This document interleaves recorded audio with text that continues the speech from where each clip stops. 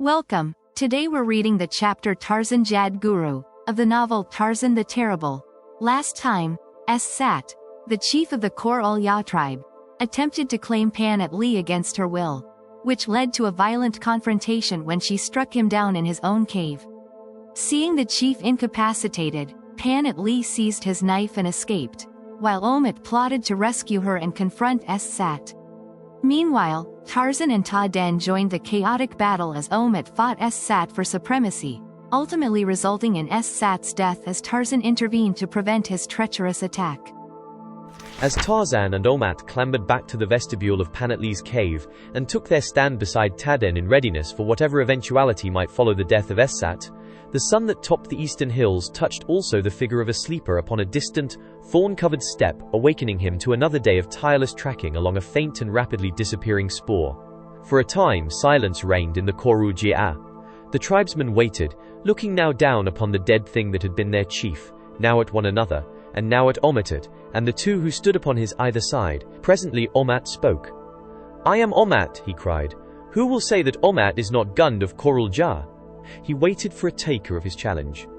One or two of the larger young bucks fidgeted restlessly and eyed him, but there was no reply. "Then Omat is Gund," he said with finality. "Now tell me, where are Panat-Li, her father, and her brothers?" An old warrior spoke. "Panat-Li should be in her cave. Who should know that better than you who are there now? Her father and her brothers were sent to watch Kor-ul-Ya, but neither of these questions arouse any tumult in our breasts. There is one that does. Can At be chief of Kor-ul-Ya, and yet stand at bay against his own people with a hodon, and that terrible man at his side, that terrible man who has no tail? Hand the strangers over to your people to be slain, as is the way of the Wazdan, and then may Omat be Gund." Neither Tarzan nor Ta-Den spoke then. They but stood watching Omat and waiting for his decision, the ghost of a smile upon the lips of the ape-man. Ta-Den, at least, knew that the old warrior had spoken the truth. The Wazdan entertain no strangers and take no prisoners of an alien race. Then spoke Omat. "Always there is change," he said. "Even the old hills of Paluldon appear never twice alike. The brilliant sun, a passing cloud, the moon, a mist, the changing seasons, the sharp clearness following a storm. These things bring each a new change in our hills. From birth to death, day by day, there is constant change in each of us. Change, then, is one of Jad Ben Utho's laws. And now I, Omat, your Gund, bring another change. Strangers who are brave men and good friends shall no longer be slain by the Wazdan of Kor-ul-Ya." There were growls and murmurings and a restless moving among the warriors as each eyed the others to see who would take the initiative against Omat, the iconoclast. "Cease your mutterings," admonished the new Gund. "I am your chief. My word is your law. You had no part in making me chief. Some of you helped Sat to drive me from the cave of my ancestors. The rest of you permitted it. I owe you nothing. Only these two, whom you would have me kill, were loyal to me. I am Gund, and if there be any who doubts it, let him speak. He cannot die younger." Tarzan was pleased. Here was a man after his own heart. He admired the fearlessness of Omat's challenge, and he was a sufficiently good judge of men to know that he had listened to no idle bluff.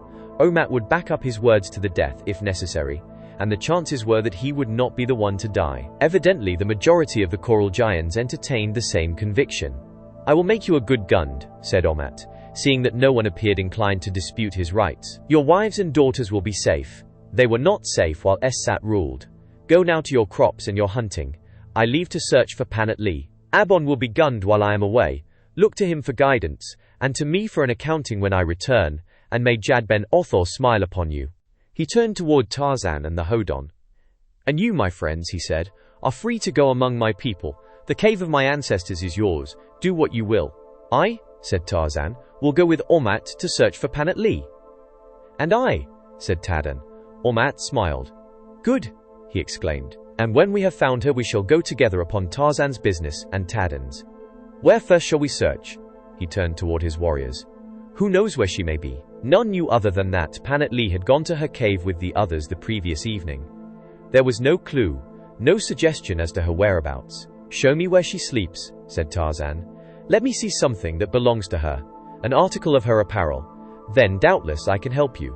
Two young warriors climbed closer to the ledge upon which Omat stood. They were Insad and Odan. It was the latter who spoke. "Gund of Kor-ul-Ya," he said, "we would go with you to search for Panat-Li." It was the first acknowledgement of Omat's chieftainship, and immediately following it, the tenseness that had prevailed seemed to relax. The warriors spoke aloud instead of in whispers, and the women appeared from the mouths of caves as with the passing of a sudden storm. Insad and Odan had taken the lead, and now all seemed glad to follow. Some came to talk with Omat and to look more closely at Tarzan. Others, heads of caves, gathered their hunters and discussed the business of the day. The women and children prepared to descend to the fields with the youths and the old men, whose duty it was to guard them.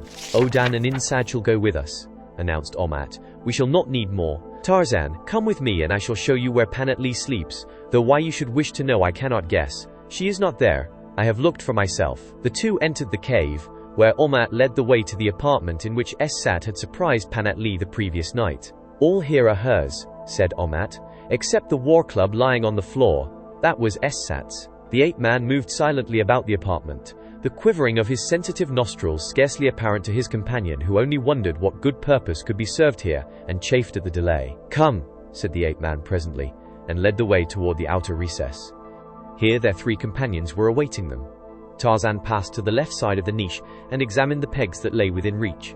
He looked at them, but it was not his eyes that were examining them. Keener than his keen eyes was that marvelously trained sense of scent that had first been developed in him during infancy, under the tutorage of his foster mother, Kala, the she-ape, and further sharpened in the grim jungles by that master teacher, the instinct of self-preservation.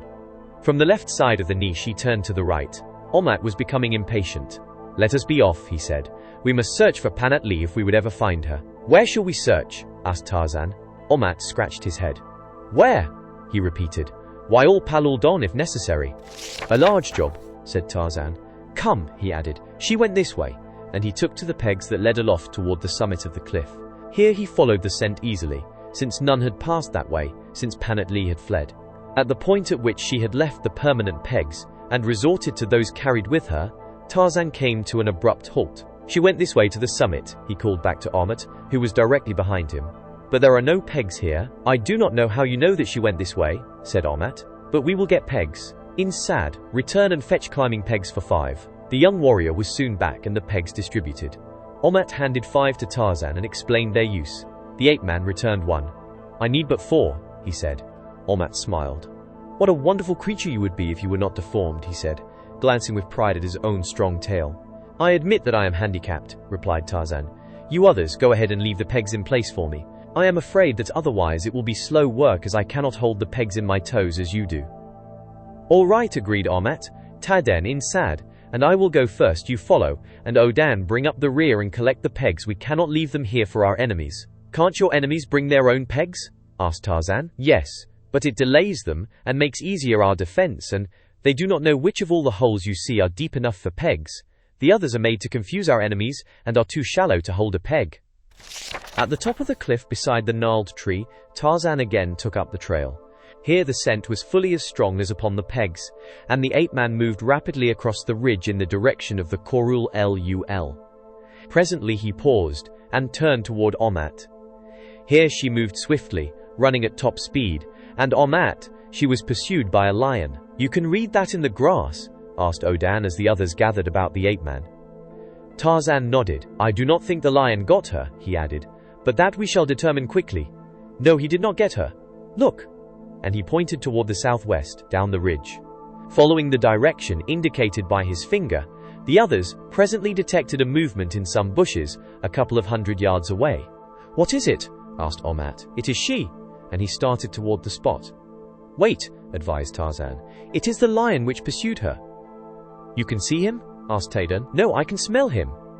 The others looked their astonishment and incredulity, but of the fact that it was indeed a lion, they were not left long in doubt.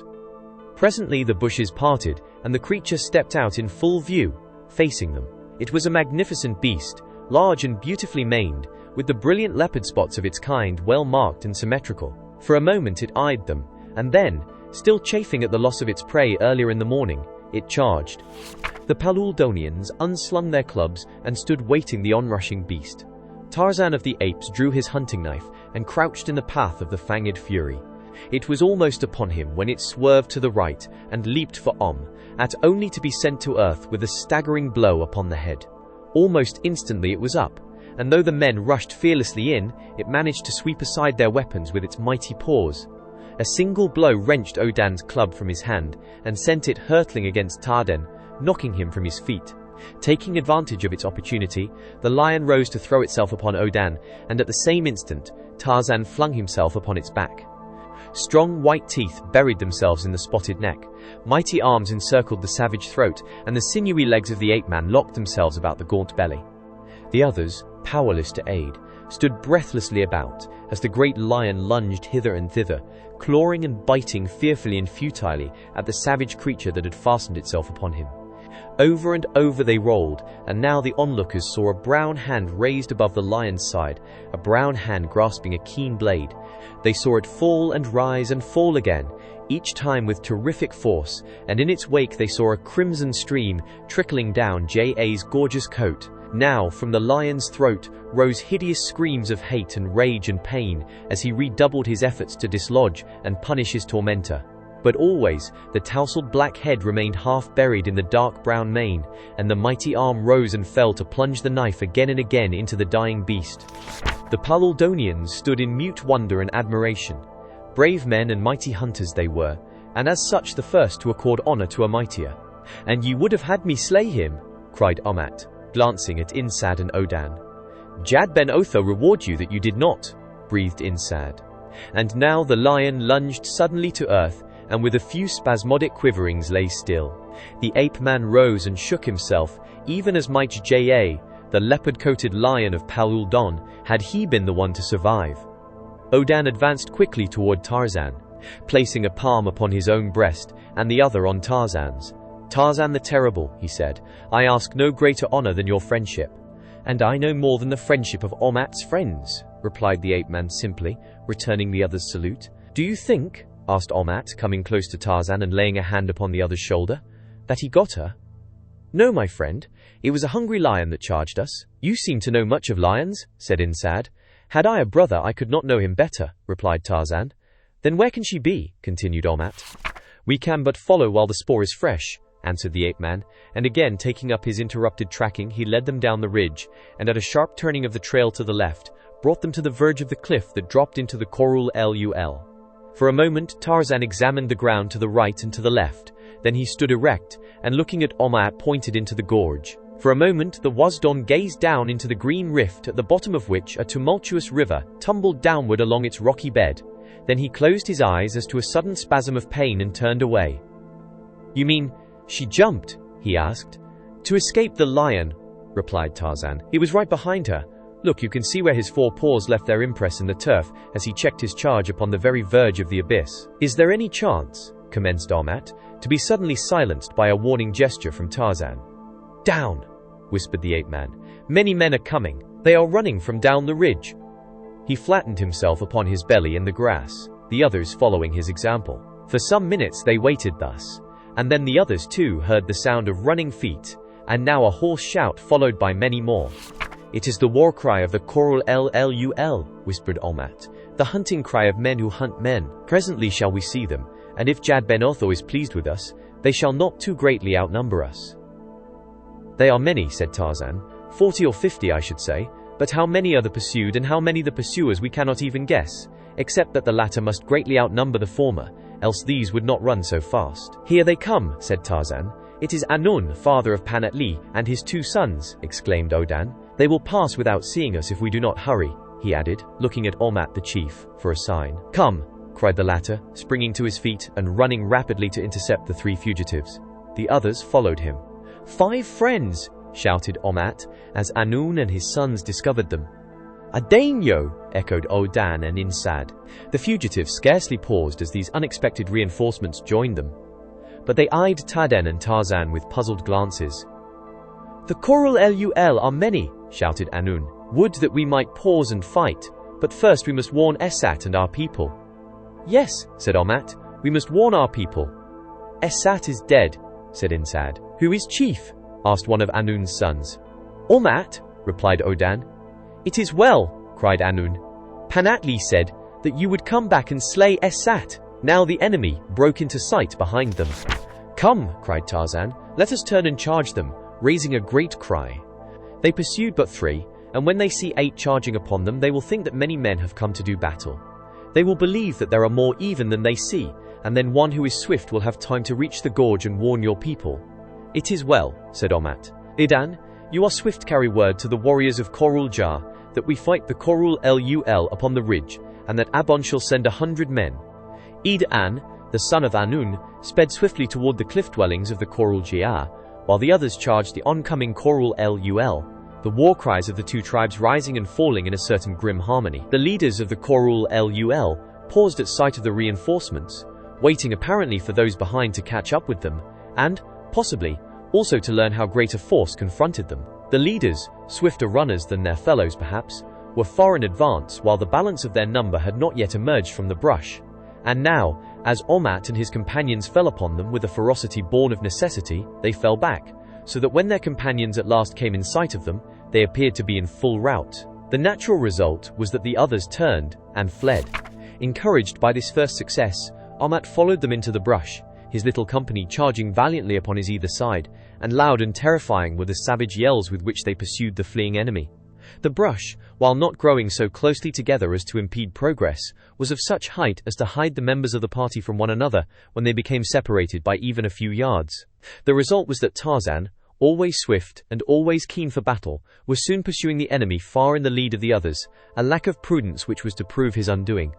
The warriors of Korul-Lul, doubtless as valorous as their foemen, retreated only to a more strategic position in the brush, nor were they long in guessing that the number of their pursuers was fewer than their own. They made a stand then where the brush was densest, an ambush it was, and into this ran Tarzan of the Apes. They tricked him neatly. Yes, sad as is the narration of it, they tricked the wily jungle lord. But then they were fighting on their own ground, every foot of which they knew as you know your front parlor, and they were following their own tactics, of which Tarzan knew nothing. A single black warrior appeared to Tarzan a laggard in the rear of the retreating enemy, and thus retreating he lured Tarzan on. At last he turned at bay, confronting the ape-man with bludgeon and drawn knife, and as Tarzan charged him a score of burly, Wasdon leaped from the surrounding brush. Instantly, but too late, the giant Tarmangani realized his peril. There flashed before him a vision of his lost mate, and a great and sickening regret surged through him with the realization that if she still lived, she might no longer hope, for though she might never know of the passing of her lord, the fact of it must inevitably seal her doom. And consequent to this thought there enveloped him a blind frenzy of hatred for these creatures who dared thwart his purpose and menace the welfare of his wife. With a savage growl he threw himself upon the warrior before him, twisting the heavy club from the creature's hand as if he had been a little child, and with his left fist backed by the weight and sinew of his giant frame, he crashed a shattering blow to the center of the Wasdon's face, a blow that crushed the bones and dropped the fellow in his tracks. Then he swung upon the others with their fallen comrades' bludgeons, striking to right and left mighty, unmerciful blows that drove down their own weapons until that wielded by the ape-man was splintered and shattered. On either hand they fell before his cudgel, so rapid the delivery of his blows, so cat-like his recovery, that in the first few moments of the battle he seemed invulnerable to their attack. But it could not last. He was outnumbered 20-1, and his undoing came from a thrown club. It struck him upon the back of the head. For a moment he stood swaying, and then like a great pine beneath the woodsman's axe he crashed to earth. Others of the Korul-Lul had rushed to engage the balance of Omat's party. They could be heard fighting at a short distance, and it was evident that the Korul-Jah were falling slowly back, and as they fell, Omat called to the missing one, "Tarzan the Terrible! Tarzan the Terrible!" "Jad-Guru indeed," repeated one of the Korul-Lul, rising from where Tarzan had dropped him. "Tarzan-Jad-Guru! He was worse than that." Did you enjoy today's chapter of Tarzan the Terrible? Why not subscribe and ring the bell?